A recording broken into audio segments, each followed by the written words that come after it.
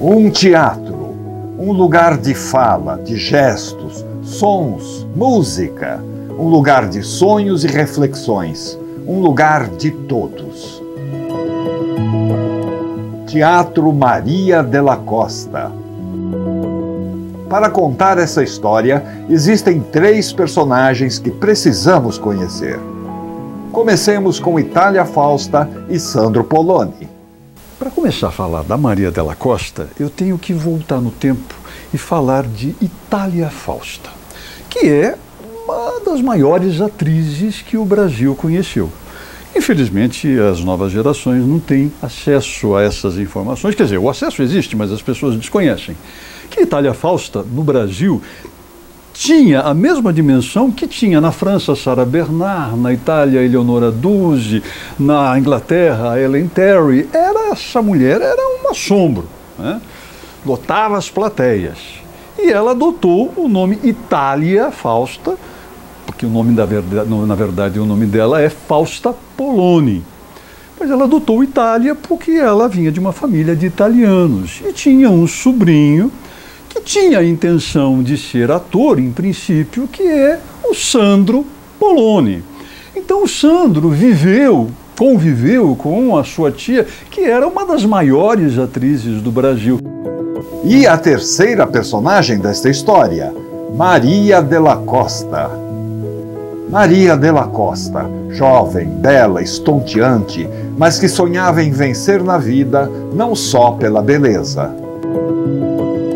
Então eu era cantada pelos patrões, pelos homens, por todo mundo. Eu me sentia mal, entende? Eu achava que eu tinha que vencer pela minha honestidade, pela minha virgindade, pela minha humildade, enfim, pela minha pureza e pela minha força de vontade. O Sandro tinha ainda a intenção de ser ator quando conhece nos shows do Cassino da Urca uma jovem que tinha vindo de Flores da Cunha, uma cidadezinha lá no interior do Rio Grande do Sul, que era modelo, estava fazendo uma carreira como modelo e participava desses shows do Cassino da Urca, que tinha muito espírito de revista musical. E ele se apaixona por essa jovem que também se apaixona por ele. Então, o caso de amor entre os dois é uma paixão intensa que vai resistir à passagem do tempo, porque eles vão ficar unidos até a morte do Sandro, e depois da morte do Sandro, a Maria nunca mais se envolveu com outra pessoa. E os dois tinham uma paixão em comum, que era o teatro. Paixão essa que foi revelada a Maria pelas mãos do Sandro, porque a Maria nem sequer sonhava em ser atriz, não é? Foi ele quem indicou essa possibilidade de não ser apenas uma modelo, mas sim ser uma atriz. Maria e Sandro se casam e em 1948, juntamente com Itália Fausta, fundam a sua própria companhia, a TPA, Teatro Popular de Arte, e ocupam o Teatro Fênix, no Rio de Janeiro. Trabalham muito.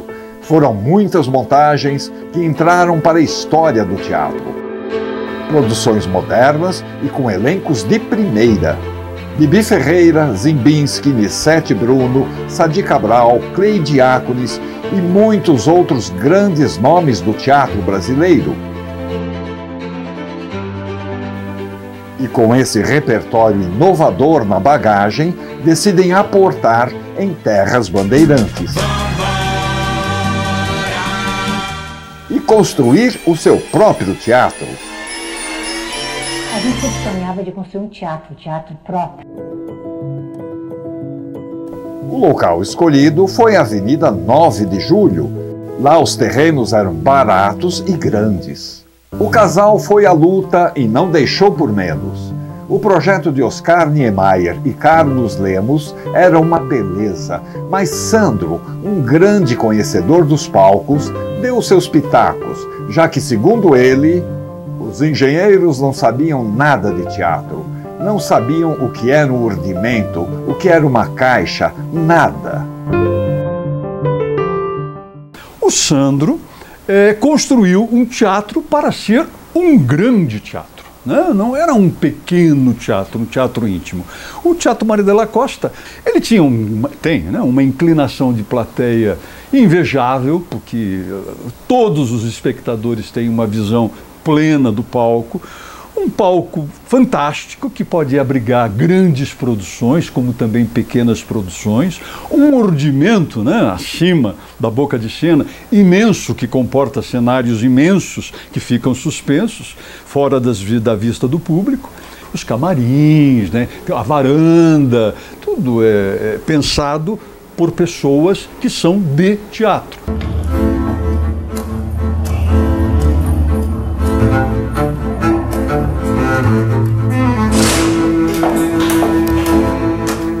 Aqui precisamos fazer uma pequena homenagem.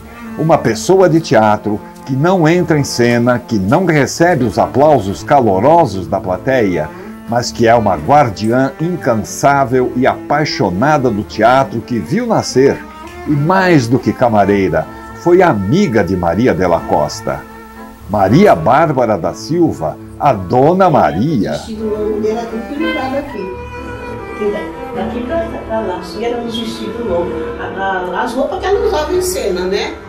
Naquele espetáculo, porque as roupas que coisava, ela já levava embora e ficava lá pra cima guardada. Mas as roupas que ela usava todo dia ficavam aqui. Sapato, eu tenho ciúme das coisas que fica jogado, eu vou aqui, vou ali, eu cuido demais do teatro. A vida dela foi difícil, viu, Atílio? Você sabe, né? Vocês acham que foi difícil a vida dela. A mãe dela contava algumas histórias.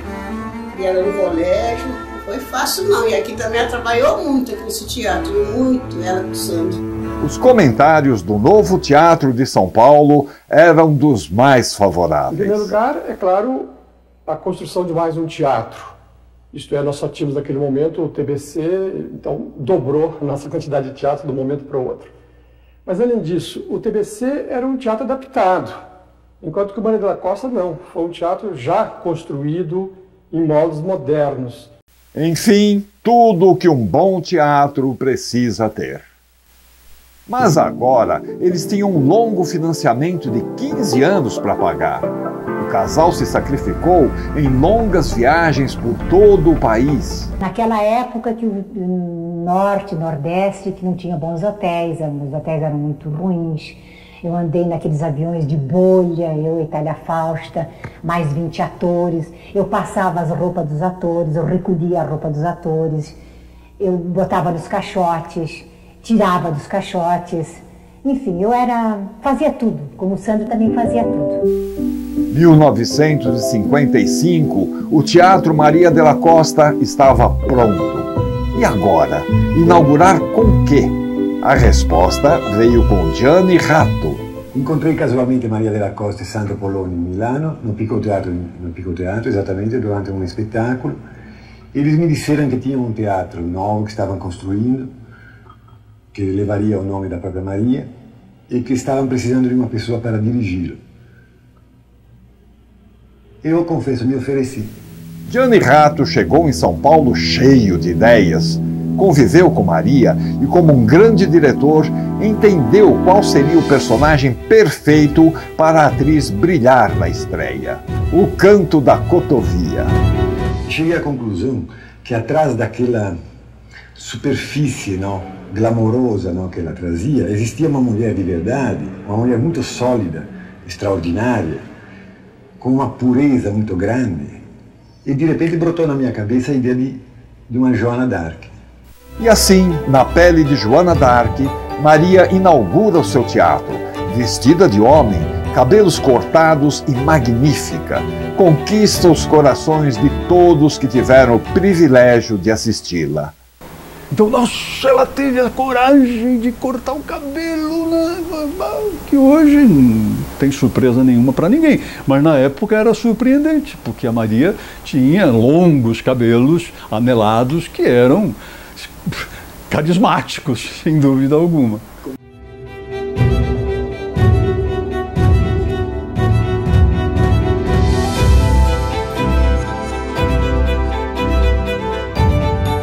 Não é preciso dizer do sucesso que fez a peça de estreia. O teatro lotava todo dia, de terça a domingo. com 2 sessões no sábado e 2 no domingo.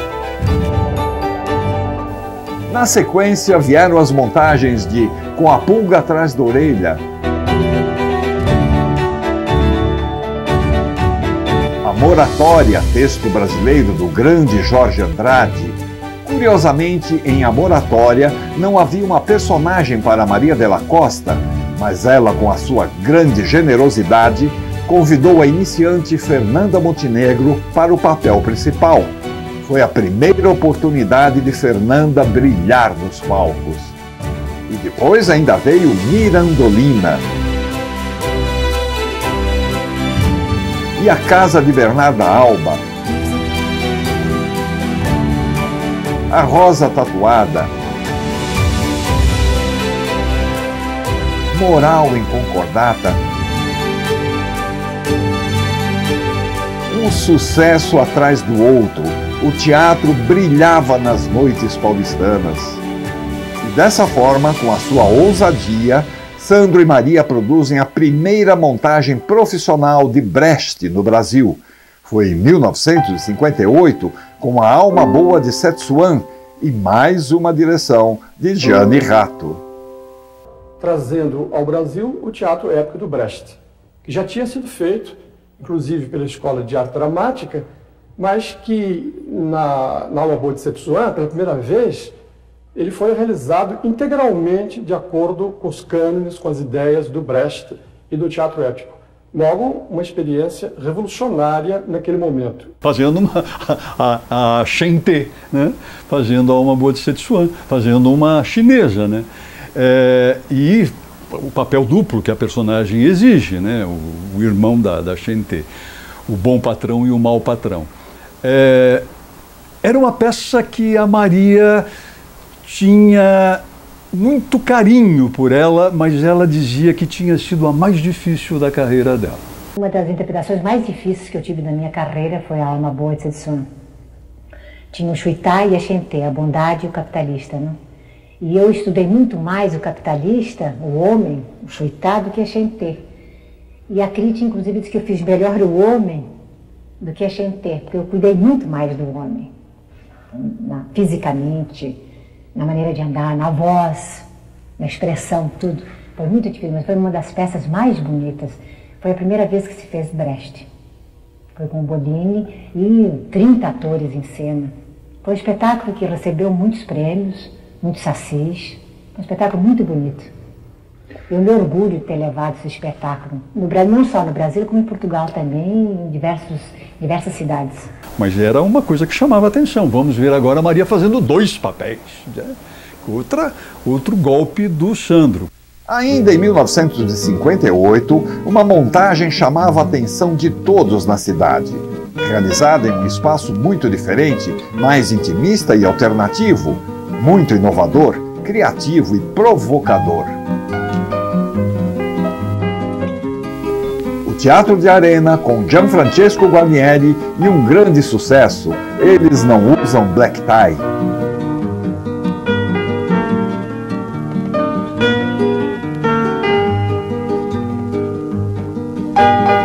Empolgados e encantados com Guarnieri, Sandro e Maria o convidam para a sua segunda experiência como dramaturgo na montagem de Jimba, Presidente dos Valentes, com direção do também iniciante Flávio Rangel. Jimba foi um êxito estrondoso. O palco do cenógrafo Túlio Costa representava uma favela. O elenco era de 25 atores e muitos figurantes. Estavam lá nomes lendários como Benjamin Catan, Eugênio Kuznets, Sadi Cabral, e Sandro Polonio propôs como protagonista masculino Sebastião Campos, um jovem ator iniciante. E ele estava com um texto na mão do Jimba. E ele falou assim, olha, eu tenho um texto maravilhoso e eu acho que para você vai ser maravilhoso. Mas eu não quero compor isso. O diretor é que vai ver. O Flávio Rangel falou, então, meu caro, como é que vai ser? Vamos começar a trabalhar? E o que eu vou fazer? O próprio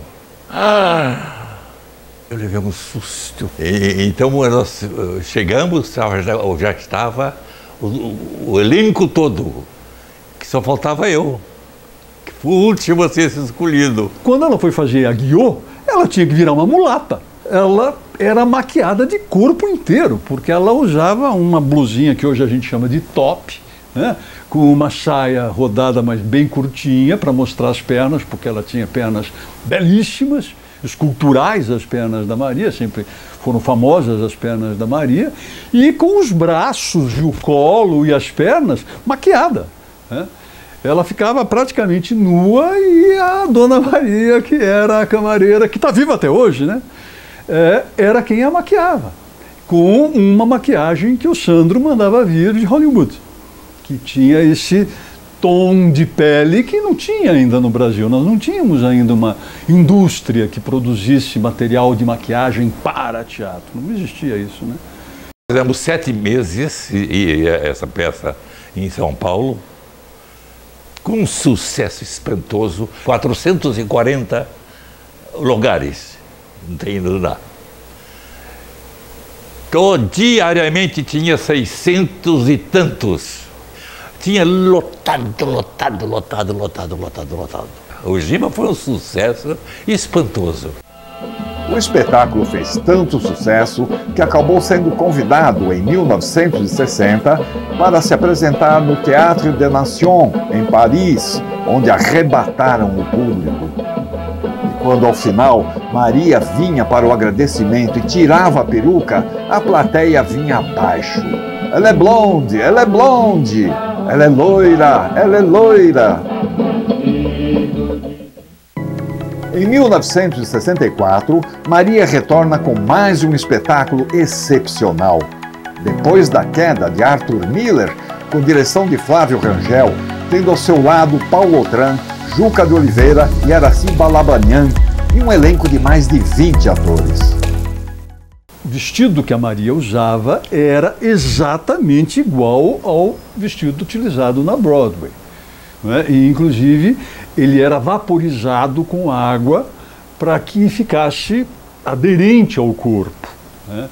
Então, isto era uma coisa que estava na cabeça do Sandro. Ela tem que ficar igual a Marilyn, senão não dá certo. Como se vê, as produções do Teatro Maria de la Costa quase sempre traziam enormes elencos e cenários grandiosos. Sim, porque a infraestrutura do teatro é perfeita para grandes montagens. Colocar 35 pessoas naqueles camarins, que tinha o camarim da Maria, que era o camarim da Maria, né? Só ela ocupava aquele camarim, e ela só cedia o camarim para grandes atores. O Paulo, quando foi fazer o Caixeiro, ficou no camarim da Maria, né? Que era no primeiro andar, etc. e tal, e era uma delícia. E todos nós tínhamos o beijamão. Quando chegávamos, íamos até o camarim da Maria, cumprimentar a Maria, fazer o beijamão. Em plena ditadura militar, Paulo Autran encena aqui o espetáculo Liberdade, Liberdade, de Milor Fernandes e Flávio Rangel, num corajoso ato de rebeldia contra a ditadura. Todos os seres humanos nascem livres e iguais em dignidade e direitos, sem distinção de raça, sexo, cor, idioma, religião ou opinião política. As montagens teatrais já sentiam o peso da censura nos textos que mostrassem qualquer alusão ao autoritarismo instalado no país. Mas o teatro não parava.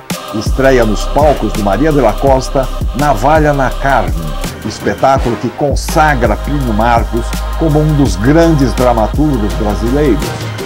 A peça retrata uma situação dramática de miséria e exclusão social, a violência entre os oprimidos.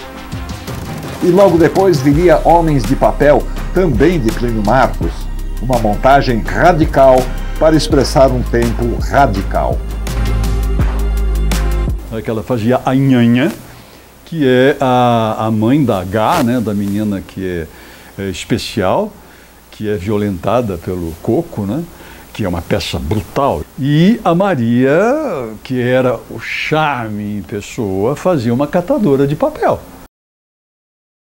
O Brasil, então, já não é mais o mesmo. Estudantes e policiais se enfrentam pelas ruas, o CCC invade o espetáculo Roda Viva e espanca seus atores.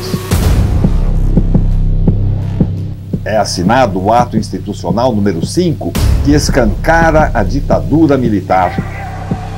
Os produtores tateiam em busca de liberdade, buscando textos que fugissem das garras da censura.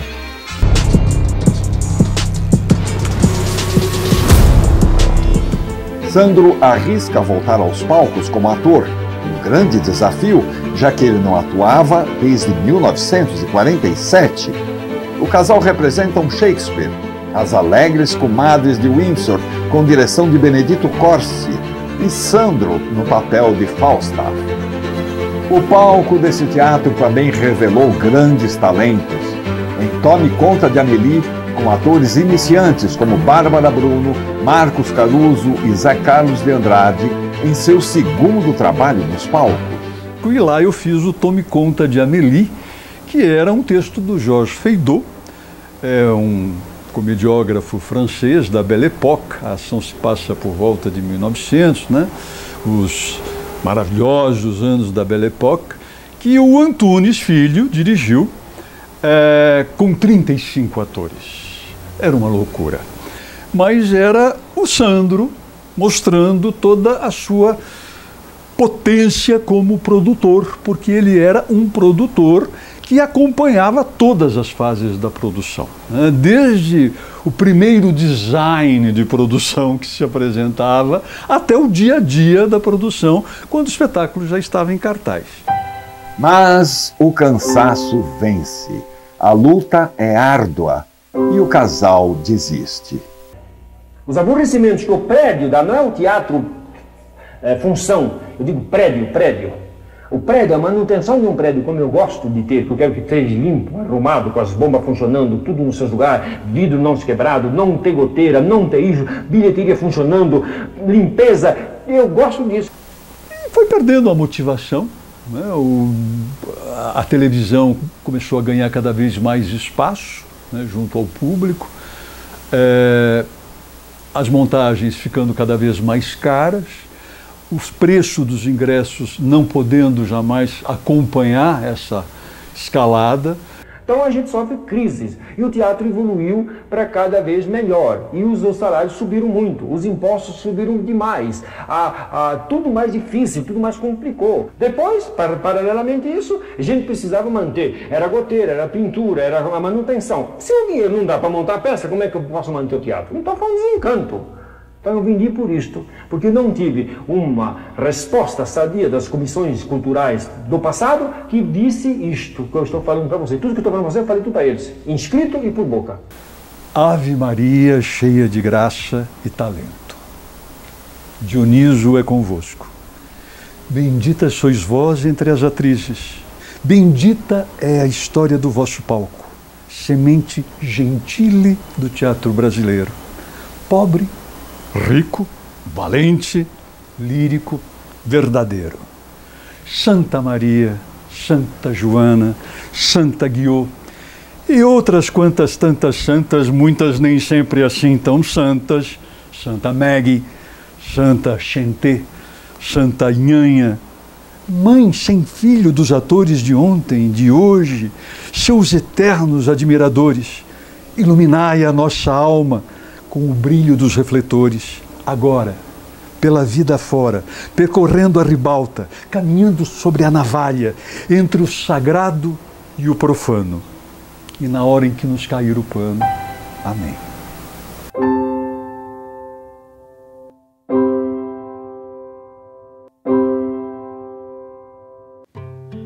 Enquanto não conseguem um comprador, eles alugam o teatro para outros grandes sucessos, como Édipo Rei, Ecos, A Morte do Caixeiro Viajante, todos com produção de Paulo Otranto. E o memorável show Rosa dos Ventos, de Maria Bethânia, dirigido por Fauzi Arapi.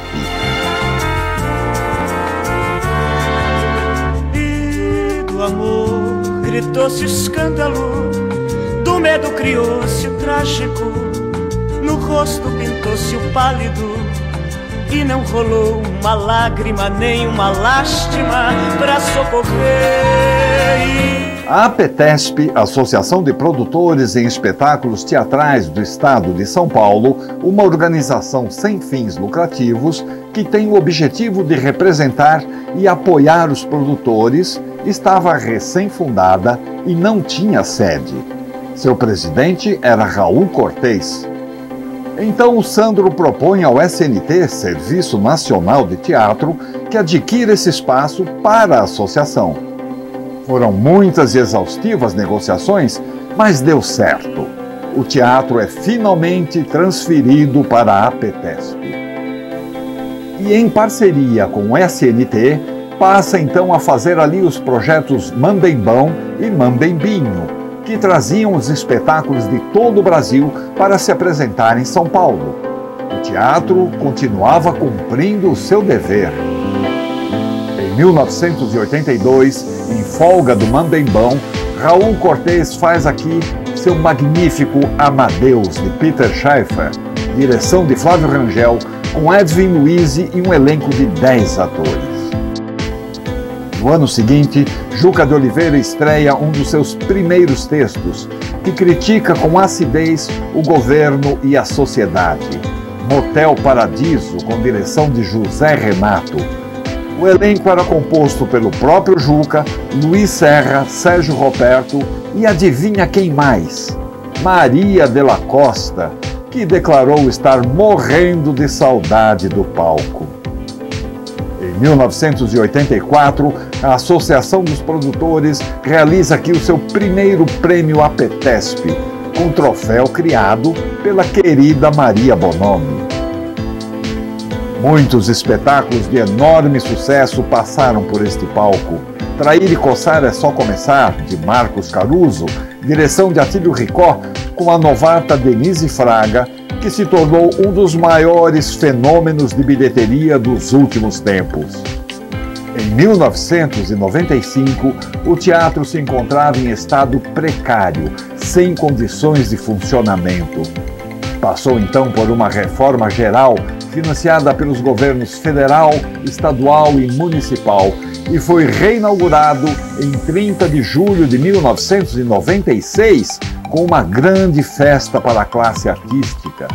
O espetáculo que estreou a nova casa foi E Continua Tudo Bem, com Tarcísio Meira e Glória Menezes. O teatro volta a receber também peças infantis nas tardes de sábado e domingo. Foram vários os espetáculos que passaram por aqui. Uma festa para a criançada. Em 1998, Anali Alvarez traz para o teatro o movimento de leituras dramáticas que estreou em 1996. Era a Sociedade Literodramática Gastão Tojeiro. A Sociedade Literodramática Gastão Tojeiro veio aos poucos. A ideia inicial foi: vamos fazer leitura de textos no restaurante, no botequim, como a gente chama. Por que isso? Porque a gente estava fazendo o curso do Chico de Assis, eu e a Ernê, e depois do curso a gente ia beber no Orvieto com a Anita Maluf. E a gente ficava contando para a Anita o que a gente tinha escrito lá no curso do Chico. E ela dizia: mas tem que fazer leitura, a gente quer ver a leitura. A gente chamava o evento de Saraus Literários. Ganhamos um prêmio e não tínhamos como receber o prêmio porque não éramos uma sociedade organizada. Era um grupo de pessoas. Aí tivemos que fundar a sociedade. Sarau é uma coisa antiga, do século XIX.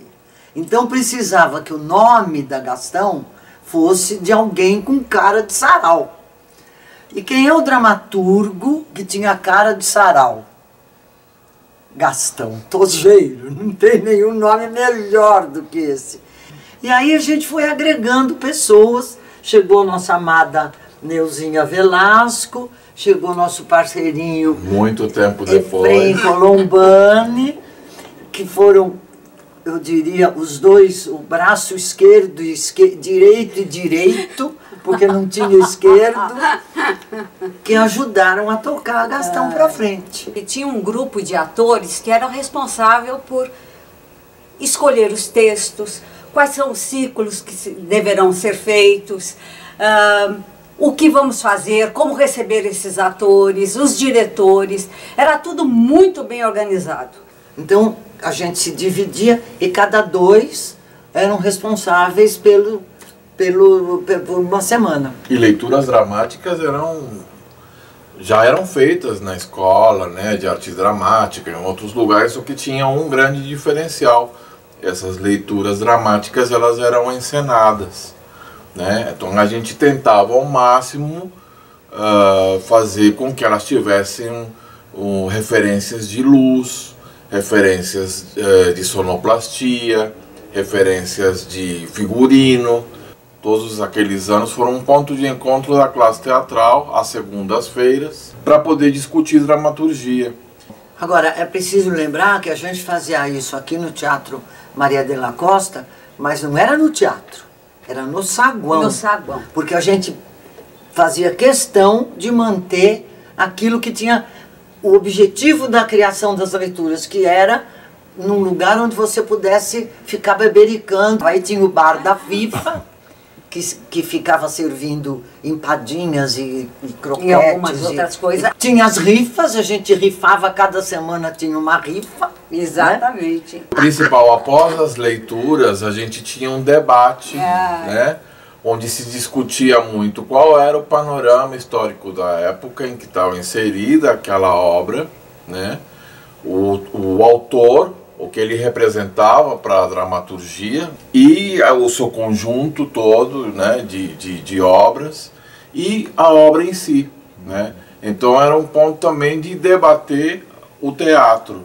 né, sobre vários pontos de vista. A gente começou lendo textos inéditos. Sim. Né? A primeira leitura foi de uma peça chamada Intensa Magia, da Maria Adelaide Amaral. Aí as pessoas levavam os textos, eu quero ler o meu texto, vamos ler. E depois da gente discutir a dramaturgia daquele dramaturgo iniciante, não todos iniciantes, enfim.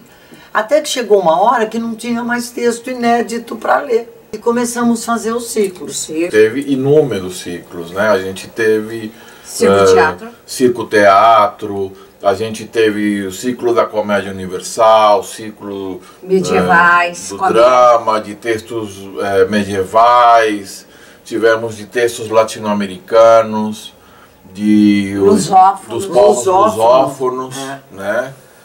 Peças, eu acho que entre peças e atores e diretores, em torno de 2.000 pessoas. Agora, leituras foram em torno de 440 a 450 leituras. Começou em 92, em 2003, se finit la contradanse. E além das leituras, a gente fazia no mês de julho e no mês de dezembro as grandes festas. Mês de julho era a festa junina e dezembro era a grande ceia de Natal da Gastão Tojeiro. Sim, a gente tinha muito gasto com xerox na época, né, com material de iluminação, por exemplo, que quebrava, às vezes a gente tinha que comprar alguma coisa e outras eram doações, né? Tudo que tem aqui, por exemplo, de figurinos, veio de muitos lugares, de pessoas, enfim, banco de textos, enfim, uma série de coisas. Levando em consideração que todas as pessoas que vinham até a Gastão Tojeiro não ganhavam absolutamente nada, estavam ali à disposição das leituras e daquilo que era a convivência. Era um ponto de encontro e de estudo também, exatamente, né? Exatamente. E a gente trabalhava pra caramba de graça, né? Sim. De graça não, porque a gente sempre tinha um retorno. Mas nunca financeiro. Não, financeiro jamais. E de repente começaram a aparecer várias leituras em vários lugares. E aí a gente começou a ter o nosso público começou a cair um pouco. Então a gente começou a ficar muito cansado. E todo mundo muito desgastado. E já não estava mais dando conta. Eu, particularmente, nesse meio tempo, morreu meu irmão, em 2003, em novembro. E aí eu chapei e não conseguia fazer mais nada. Ficou aquele buraco. E aí, enfim, acho que faltou um pouco de energia pra gente continuar, né, esse caminho. E acho que a gente também quis passar a bola pros que vieram. E, enfim, acho que tudo também tem uma hora que chega ao seu fim. Mas acho que vale a pena a gente dizer que foi uma experiência brilhante, eu acho, uma experiência importantíssima, enriquecedora, e valeu a pena. 2005, o Teatro Maria de la Costa faz 50 anos. A APETESP realiza então uma grande festa com sua convidada de honra deslumbrante. Maria, no alto dos seus 79 anos, ainda brilhava neste palco. O Teatro Maria de la Costa continua sua luta pela sobrevivência e é alugado pela TV Cultura para a realização do seu programa Senta que lá vem comédia. Foram exibidas 27 das comédias mais importantes da dramaturgia brasileira. A entrada era franca, o que obviamente contribuía para a total lotação. A fila do público era imensa, daquelas que a gente chama de virar quarteirão. Depois dizem que o povo não gosta de teatro. Você ouviu o que o general disse, que o porteiro disse? Ouvi. A cidade se torna cada vez mais violenta, o público se afasta dos teatros chamados de calçada, preferindo as grandes salas de espetáculos enfincadas nos shopping centers e nos hotéis 5 estrelas. A vida do nosso setentão ficou ainda mais difícil. Mas ele segue em frente. Coragem e Compaixão, direção de Emílio de Biasi. Carro de Paulista, direção de Jairo Matos. A Banheira, até hoje em cartaz. Os infantis A Voar e Panos e Lendas, de Vladimir Capella. Espetáculos que, mesmo com todas as dificuldades, vão mantendo suas temporadas em dia. 2019, o mundo para. Silêncio, medo, caos. Os teatros são fechados por 2 longos e intermináveis anos. Artistas, técnicos e todos que fazem arte e cultura estão desempregados. Mas aos poucos, a vida vai voltando timidamente. Sobrevivemos e aprendemos com Maria e Sandro uma lição: não esmorecer nunca.